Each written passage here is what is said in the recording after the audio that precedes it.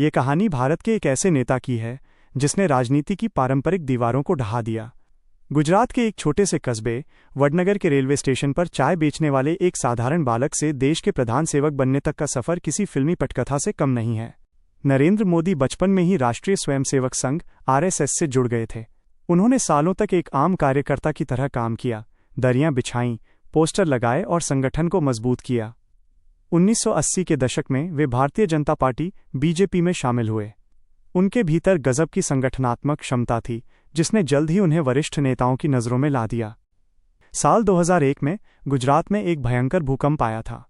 तत्कालीन मुख्यमंत्री को बदला जाना था और भाजपा आलाकमान ने प्रशासनिक अनुभव न होने के बावजूद नरेंद्र मोदी को गुजरात का मुख्यमंत्री बना दिया। मोदी ने न सिर्फ गुजरात को उस आपदा से निकाला बल्कि गुजरात मॉडल की नींव रखी। उन्होंने बिजली, सड़क और उद्योगों पर ध्यान केंद्रित किया। वे लगातार 3 बार गुजरात के मुख्यमंत्री चुने गए और खुद को एक विकास पुरुष के रूप में स्थापित किया। साल 2014 का आम चुनाव भारतीय इतिहास का सबसे बड़ा मोड़ साबित हुआ। देश उस समय भ्रष्टाचार, महंगाई और नीतिगत पंगुता (पॉलिसी पैरालिसिस) से जूझ रहा था। जनता बदलाव चाहती थी। भाजपा ने नरेंद्र मोदी को अपना प्रधानमंत्री उम्मीदवार घोषित किया। मोदी ने पूरे देश में तूफानी रैलियां की। उन्होंने अच्छे दिन आने वाले हैं और सबका साथ सबका विकास का नारा दिया। उनकी वाक्पटुता, ऑरेटोरी स्किल्स और सोशल मीडिया के चतुर उपयोग ने युवाओं को अपना दीवाना बना लिया। 2014 में भाजपा ने अकेले दम पर 282 सीटें जीतीं। ये 30 साल में पहली बार था जब किसी एक पार्टी को पूर्ण बहुमत मिला था।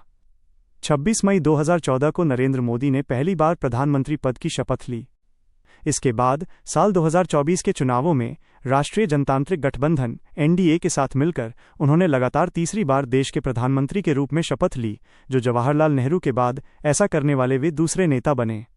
नरेंद्र मोदी की सरकार बनने की कहानी केवल एक राजनीतिक जीत नहीं है, यह कहानी है अटूट संकल्प, अथक परिश्रम और देश की नब्ज को समझने की कला की।